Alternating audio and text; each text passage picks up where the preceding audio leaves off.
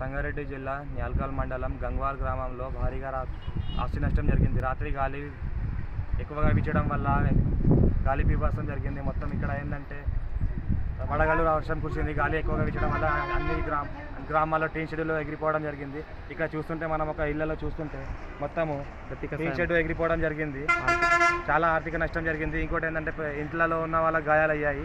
వారికి ఏంటంటే ప్రభుత్వం స్పందించి ఏమైనా సాయం చేయాలని వాళ్ళు కోరుతున్నారు.